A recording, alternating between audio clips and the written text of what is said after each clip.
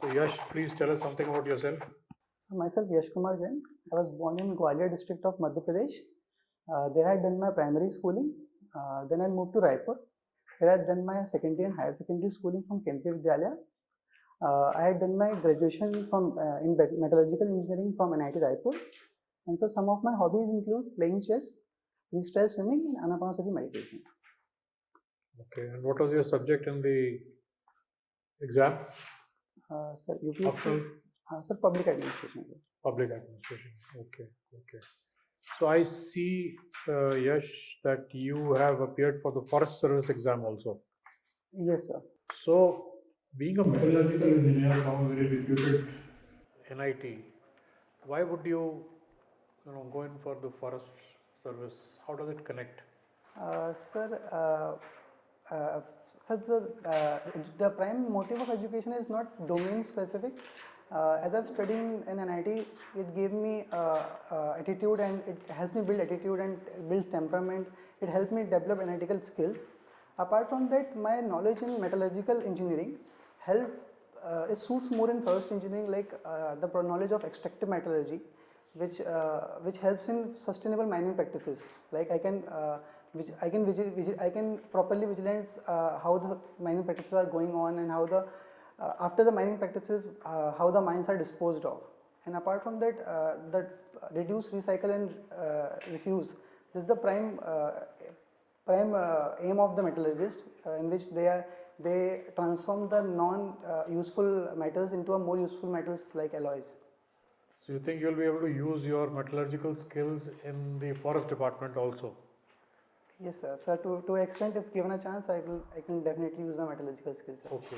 And if you get through the civil services exam and you get Indian Information Service, or maybe the some other service, defense account service, would you still keep on taking the forest exam, or would you go and join the information service? So as the Honorable UPSC permits to give 6 attempts in both Indian Forest and Indian Civil Services, and even if I got into Indian Information Services and not Indian Administrative or Indian Police Services, I will definitely go for Indian Forest Services, as it is a all India service. Okay, okay. So you've taken public administration as your subject. Can you tell me the difference between a leader and a manager? Sir, a manager tend to manage things like he or she tend to follow the practical aspects of the work, like how the work should proceed and how to manage the resources efficiently.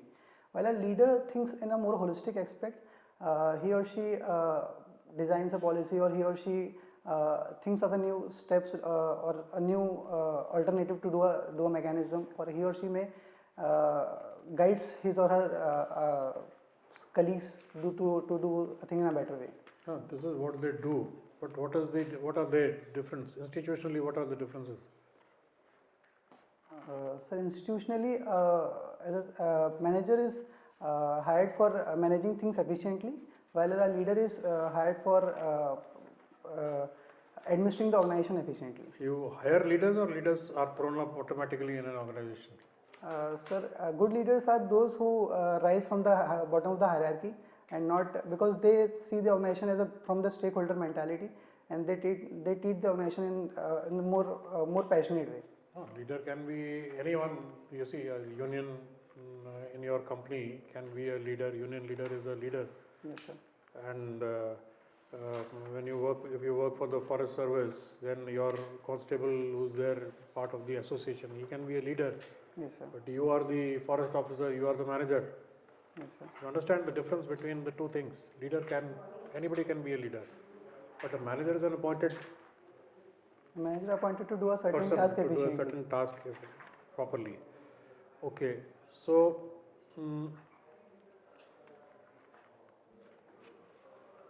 let us take you to, supposing not the forest service, but if you get into the IPS, for example, and you are posted into your hometown as an ASP. Yes, sir. So give me 5 problems of that area, of your own hometown, and how you will tackle them.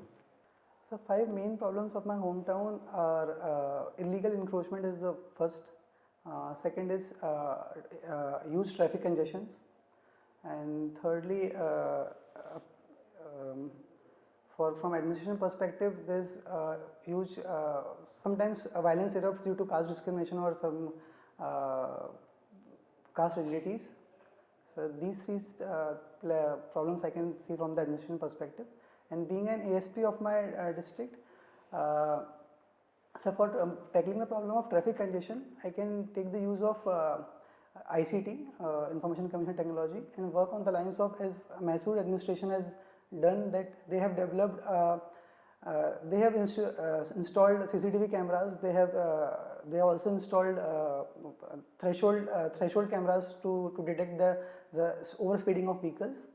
And apart from that, for tackling the illegal encroachments, it's a direct role of the police administration to tackle this issue. And apart from that, this caste discrimination issues, sir, community policing can be a good initiative to tackle these issues, sir. There are no other problems in your area like safety of women or any other issues like that? These are the only 3 issues you found as a... Sir, robbery is an issue, but as such, women's safety is not a prime issue Not in a the prime district. issue in Madhya Pradesh. Robbery is an issue in the district. Okay, good. So if you are posted as an SDM, then what will you do? What are the problems as an SDM you will identify? Sir, water scarcity is a prime issue in Gwalior, and sir, haphazard urbanization is also an issue. And to tackle this, the smart city program which is going on in Gwalior, it is taking care of that. It is doing urbanization in a planned manner. And for tackling the issue of water scarcity, district administration has taken several steps, like they are promoting rainwater harvesting in the district. Apart from that, they are also providing permits for community boring, not for household boring, to reduce to regulate the water consumption. Okay, actually good. Okay, I'll come back to public administration. Okay, have you worked somewhere before? No. This is, if civil services you get a job, it will be your first job. Yes, ma'am. Okay, all right. Okay, can you tell me the difference between vision and strategy? Have you read about it? There's a NITI document which is vision document and a strategy document. Vision is per se that we formulate our aims that we want to achieve in a particular time period of 10 to 15 years. And strategy is something that we decide to follow the path or method to achieve that vision, ma'am. Okay, can the vision be short term, or the vision needs to be a more permanent thing?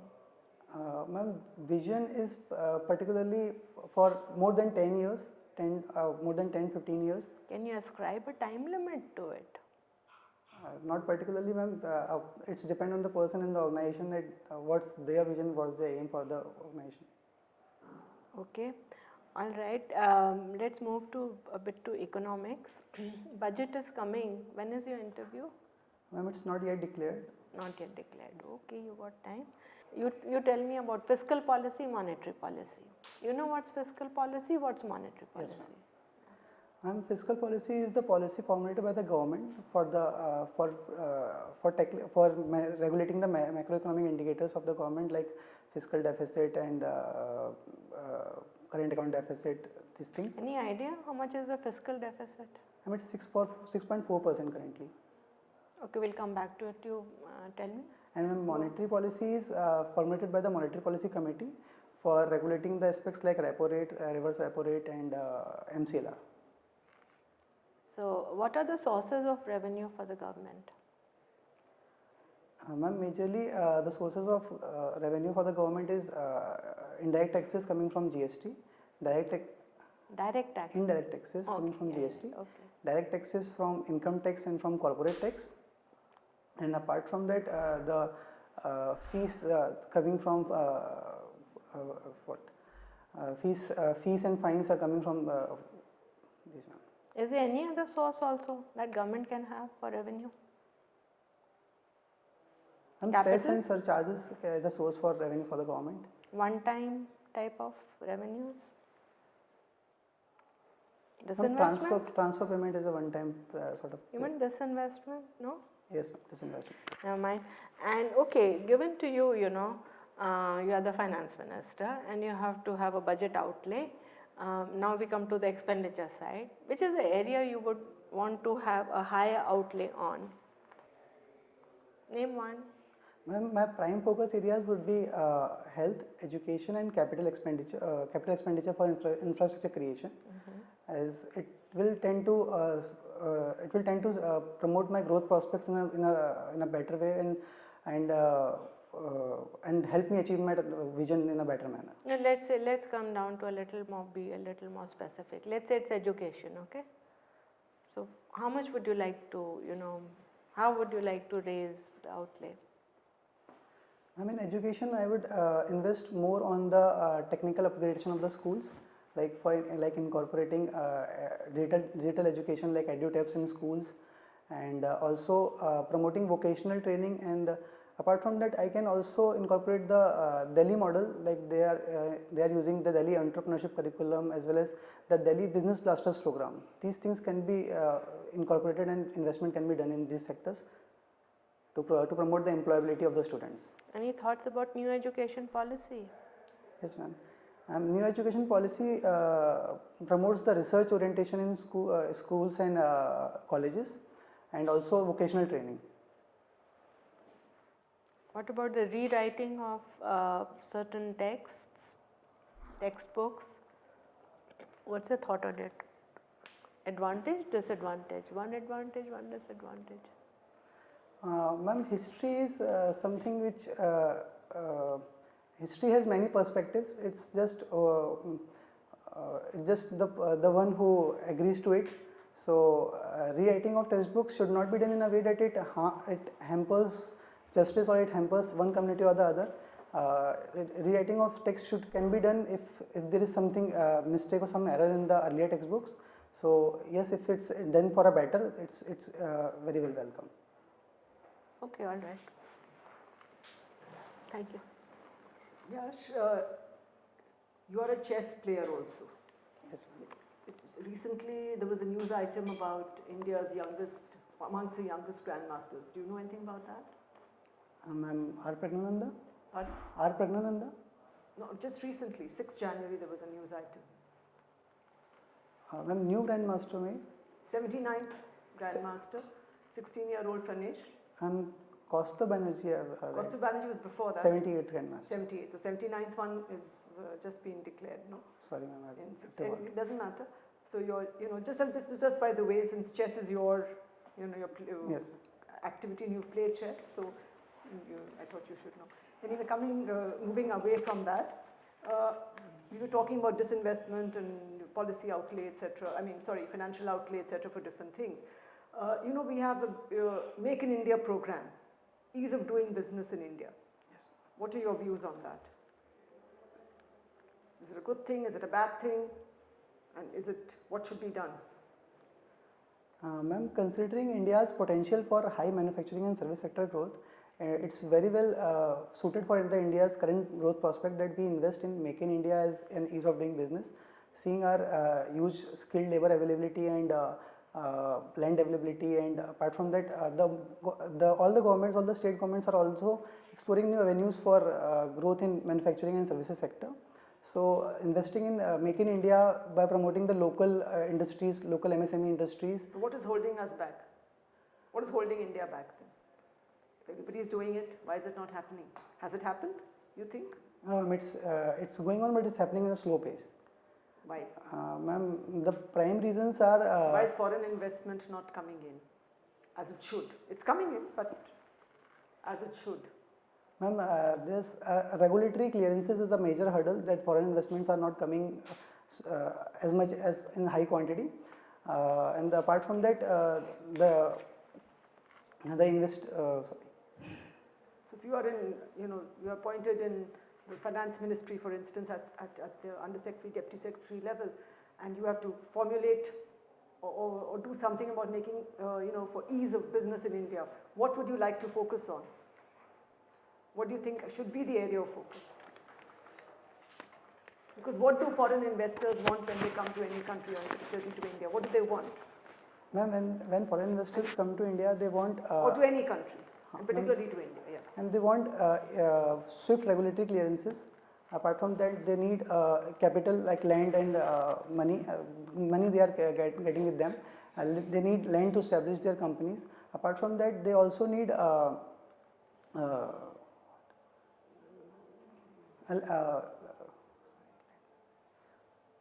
So what would you need to do as being in administration? You're in the policy making section to give recommendations. It will go up to the highest level, but you are there to give recommendations. What do you think you should suggest or recommend? as the current government is doing single window clearances and making taking it in most of the departments, so single window clearances can be a good step to promote ease of doing businesses. Apart from that, land banks can be created in states so that easy availability of land can be given to the. That's a major land, yes, block to this. Yes, ma'am. And the tax structure of India is bit high, that several multinational companies are restricting themselves not to come to India due to the high tax structure. So we can incentivize them to come to India and set up their industries in India. And there should be continuity of policy, essentially. You know, we cannot keep saying today it's this, tomorrow it's that. Yes, ma'am. Isn't it? So that's why ease of business has to be facilitated, and then only we can have Make in India completely. Yes, ma'am. Completely successful, isn't it? And how does it sort of clash, or is it contradictory to free trade agreements then? You know, what is free trade agreement? What do you understand by free trade agreement when we have bilateral free trade agreements for with any country, for instance? What do you understand by that?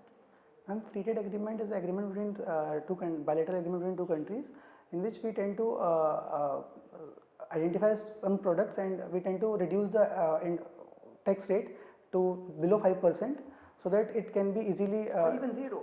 or even zero, yeah, 0 to 5%, so that it can be easily traded in among the countries. How is it contradictory to Make in India? We are saying we're going to Make in India, we don't want to get it from you or from any other country. In Make in India, we are promoting domestic manufacturing. So even if we are getting free trade agreements with the countries, we can channelize the raw materials which we need for to make finished goods in our country. So like API we are getting from China.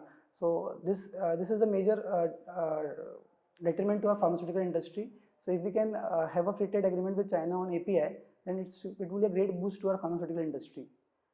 Sorry, free trade with If China? If we can get. Free trade with on APIs? On APIs. How will it work? Sorry, could you please explain? Ma'am, if we can get a free trade agreement with China on API, then China gives us free. I mean, we don't charge anything on API, is it? at a low tax rate, ma'am. APIs are no. So from export from India to China, from China to India. From China to India. We are getting APIs from China. Yes. And we are manufacturing the finished. So it's already medicines. coming. 80% almost is coming from there. there. Yeah, but the tax rate is very high on APIs. Yes. So if we can reduce the tax rate, and our cost of production can be reduced on pharmaceutical industry, and our medicines, our medicines can be the cost of production of medicine can be reduced, and the pharma sector can be boosted. I think I'm not clear with your answer. Say it again, please. How are you saying that the free trade agreement on this will benefit our pharmaceutical industry? Shouldn't we manufacture in India? And cost of productions of the medicines will go down if the API is coming from China. We get in the less rate. So you want that more APIs should come more freely. Yeah. Instead of 80%, now it should be 100%. Yes, ma'am. Okay. And last question, what is happening on our border with China? One is API, of course, or trade, the trade deficit. We have a huge trade deficit with China. But at the same time, along the border, what is happening? Along with our, India's border with China, and why? Ma'am, border clashes are going on with China on the western front and on the eastern front. On the western front, last year the border clash happened in the Ladakh sector, and recently it has happened in the Arunachal sector, Tawang sector. Central also. Tawang sector. Also, yes. Yeah, China's military is aggressively slicing our territory, and we are resisting that, and so that clash is going on at the border. But why is it happening? Why, on the one hand we have huge trade with them, on the other hand we have these sort of constant, confrontation on the border. Why do you think it's happening? China has a rich history of having border conflict with several countries, and China is aggressively following its expansion strategy to expand its borders. So they are expanding its borders in the western sector as well and the eastern sector as well. And this is an issue of contention along the border. But what is the problem? There's no demarcation. Yes, ma'am. And they don't want demarcation of the border. Yes, right? Okay, thank you. Why Gwalior is known as Gibraltar of East? Sir, Gwalior Fort, Babur has called the Gwalior Fort as the Gibraltar of East because of its huge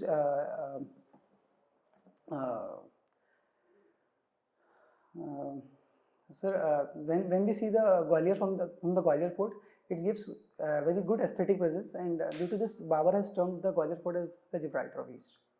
Who established Gwalior? Sir, Ranoji Sindhi has established Gwalior from Sindhi dynasty. Ancient name of Gwalior? Sir, Gopagiri or Gopadri.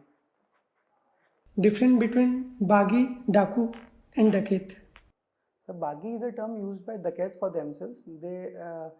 They consider themselves as not the enemy of the state, but they are not following the laws of the land. So they consider themselves as Bagi. While the Daket term is used by the government for the Bagis or for the people of the Chambal ravines, as they are involving in the violent activities in the Chambal region. 3 natural sites and 3 heritage sites in Gwalior. Sir, 3 heritage sites: Gwalior Fort, Jaivilas Palace, and Sir Gopachal Parvat. And natural sites is Madhya National Park in Shivpuri, and Italian Garden, and Sir Phool Park. Why is Gwalior Fort so famous? Sir, Gwalior is popularly known as a city of palaces and temples. So it is famous for its for Gwalior Fort, for Jaivilas Palace, and this Maharaj Bada, and it's also has importance in the 1857 revolt, as Rani Jhansi has tried to cross Gwalior and fought the Britishers again. Tell me about Shri Sammed Shikharji. So Sammed Shikharji is a religious pilgrimage site of Jains, where out of 24, 20 Tirthankars have got to moksha, and it is situated in the Jharkhand state of India and the Pashna district.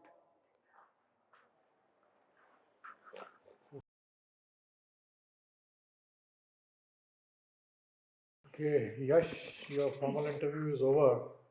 Now you tell us how you feel about your interview. Assess yourself. How many marks will you give out of 10? 7. 7? That's very confident.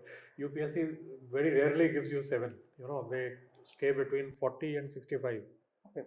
From UPSC perspective, 7 will be means that you are number 1 in the country. Okay. So anyway, you've done well. You speak very well. Although the answer which you gave about taking the forest service exam was not convincing at all. See, you've written all these things in your DAF. What do you call the DAF? The form. It will be there before the members on that day. So whatever they see, they will start asking you questions only on that. And very rarely will they go outside. Or anything you've written in your form, if there is something in the newspapers about that, they will ask you on that. So you've taken the forest exam twice. So definitely somebody is bound to ask you why, being a metallurgical engineer, you've taken the forest exam. Don't say that my metallurgical skills will help me. It is not a convincing. Metallurgy is a forest. Say whatever you want, something else, something not politically correct. कुछ भी कह दो कि बचपन में शिकार film देखी थी, धर्मेंद्र जो था वो बड़ा जबरदस्त लगता था फॉरेस्ट अफसर, तो मैं तब से सोच रहा हूँ एक बार बनना जरूर है. और you can say कि मध्य प्रदेश में मैं रहता हूँ, and it's a huge forestry and forestry focused state है, and it's in our ecosystem में ही, हमारे ecosystem में built in है. It's very close to our hearts. So I thought it's a very respected profession, so I thought I'll take it. Something like that, but not metallurgical skills will help you in So they have becoming asked me this question in the Huh? formal interview. They've asked you. Yes, sir. Okay, so what did you say? That is not what you gave an answer right now is not good. Sir, I have given, by relating it to metallurgy, I have given on the similar lines. You need to give something else. There I have given on the similar lines I have given. They have asked me that being So a how many marks did metallurgist. you get in your interview then? So 177. 177 is a very good number. Very good marks. Excellent. I have they have asked me that being a metallurgist, why should we hire you? Because metallurgist is, they consider metallurgy as the mining Okay. domain. So they told that being a metallurgist, why should we hire you as a forest service official? I think you gave to the Forest Service Yeah. interview. Yeah. Okay, not the UPSC. So I have given on the similar lines that reduce the circular economy concept. I have given that we work as. So I think they are more knowledgeable about Forest Service, so they might be convinced by your answer. But a generalist in the UPSC board will not know about that. So I think for the UPSC, you try a different track. Baki, you are clear in your pronunciation and everything. Just do one thing. When you are answering a question, engage everybody in the board. Give a glance here and there to everyone. Otherwise, if you don't engage them, they will start looking at their phones, and then when the time comes to give their marks, they will say, "Acha, haan, main kya paenge?" Tik tha. If you keep them engaged, they will say, "Haan, ye acha tha." Okay, so engage everybody, not only one person you're talking to. So are my answers long or Your recent? answers are a bit long, so try to be concise. I think, can Please. I think, कहीं कहीं आप थोड़ा वेग हो, हाँ, तो तैयारी थोड़ी और चाहिए, ठीक है? तो कुछ ज़्यादा आप जैसे बजट मेकिंग के ऊपर भी आप थोड़ा पढ़ो. अब जैसे आपने बोल ही दिया हेल्थ एजुकेशन पे डालूंगा, तो थोड़ा आपको मालूम होना चाहिए कि एजुकेशन में how much is the outlay and how much more is required. Again, new education policy, it's a very topical thing. The budget making process is something very basic. You didn't answer that question. Yes, na? yes, So it's, you start with meetings, stakeholder meetings, seeking suggestions from ministries. Basic things, one can even, make an informed, educated guess also on such a question, but it's all right if you don't know. Your sincerity shows if you say you don't know. That's not an issue. But when you start answering, then of course, फिर वेग नहीं हो सकते. फिर, ऐसे लग रहा है कि specific नहीं है, और it's easy to say sustainability, but sustainability में आगे भी बढ़ना पड़ेगा, एक स्टेप और चाहिए होगा. थोड़ा आप तैयारी मैं आपको सजेस्ट कर रही हूँ, कुछ मॉक इंटरव्यूज अगर यूट्यूब वगैरह पे अवेलेबल हैं या कुछ, आप देखिए और दूसरे लोगों के जवाब देखिए उसमें. हाँ, फिर अपने आप को असेस करिए थोड़ा सा. आप कर जाओगे. आप you have a good demeanour and positive outlook. और थोड़ा I don't know whether you should say कि दिल्ली मॉडल अडॉप्ट करना चाहिए कि नहीं. I don't know, it's very politically sound to say that. It's a very good initiative. It is, but वही है कि मतलब for me it's a bit of a it's politically a little neither no. पर लोग बाग बहुत conservative है UPSC में, ठीक है. तो थोड़ा सा समथिंग, हम लोग प्राइवेट में बहुत बातें करते हैं, बहुत चीज़ें डिस्कस कर लेते हैं, और लोग आपको कहेंगे नहीं, go for it, you should have your own. But I would suggest be conservative in these things. आपको पता है ऐसी, मतलब you are intelligent, you understand, सूझबूझ के साथ बस कहीं कहीं पतली गली भी ढूंढनी पड़ती है. चलो आप You need little more clarity. Again, you're going out of focus when you're answering. So as give it a thought, and also I think you need to work a little more on all these aspects, on what is happening currently around us. Borders not demarcated, especially with China, and they don't want it to be demarcated also. I mean, in the sense, we don't say it so clearly, but they have that. We've been having negotiations for so long. आगे बढ़ ही नहीं रहे. Ease of doing business is a very important aspect of getting foreign investments. It didn't come to ease of business jaldi. He that word went around other things to come to the point. Yeah. So I think it will be a good idea, as I've been suggesting to the others, write down various subjects, topical subjects that are ongoing. Write down the main points. What are the issues? Read up and then write down the main points. So each subject pe 4-5 points. Write them down and then say it out. You don't have to say 1 point, 2 point, 3 point, no. But what are the main issues, those will remain in your mind. If these are the main issues, 4-5 point हैं, उसके basis पे अपना answer formulate करें on various issues. You know, and maybe record it or whatever you think is the best way to go about it, how you are confident.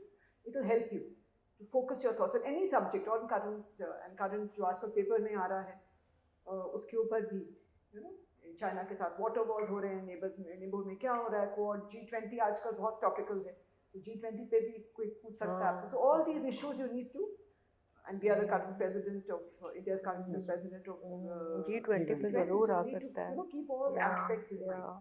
Okay. तो concise करने के लिए points लिखो, लिख के पॉइंट्स, छोटे छोटे पॉइंट बनाओ, एक पेज को एक पॉइंट में बनाओ. सब आंसर के टाइम एक पॉइंट बोल के उसको एक्सप्लेन करना भी ठीक है. अपने वर्ड्स में बोलिए, आप वर्ड्स में बोलिए, but these are the issues that you should be talking about. ये माइंड में रखिए. मैंने ऐसे पॉइंट्स, ये नहीं कि पॉइंट 1 या पॉइंट 2 ऐसा नहीं करना आंसर, बिल्कुल भी नहीं. But these are the issues that you need to include in your answer. जो यहाँ बैठा है ना आदमी बोर्ड में, वो 30-40 साल से पॉलिसी बना रहे हैं, काम कर रहे हैं उस जगह पे. तो जब आपको क्वेश्चन पूछेंगे, आप एक पॉइंट बोलोगे, हमको समझ में आ जाएगा. आपको एक्सप्लेन करने की जरूरत नहीं, जैसे एक लेमैन को एक्सप्लेन करते हो वैसे करने की जरूरत नहीं है. पर कर्सरी नॉलेज थोड़ा सा मतलब, हाँ. Like you said, one window clearance. Yeah, that's one of the main issues that is a problem. But on the ground, what happens? One window पे देते हैं, लेकिन पीछे तो 10 windows हैं. वो stop करना है. You know? So that is what you need to focus on and see how you can get out of that. What is the best way? थोड़ा अपना उसके बारे में पढ़िए. You'll get a lot of information, then formulate your thoughts. One window clearance, yes. But at the same time, as you mentioned, taxation issues, this, that, and land and all that. That was a good answer. But you again, clearance में क्यों इतना time लग रहा है, उसके ऊपर थोड़ा करके उसको then give your suggestion. These are the things that can be streamlined.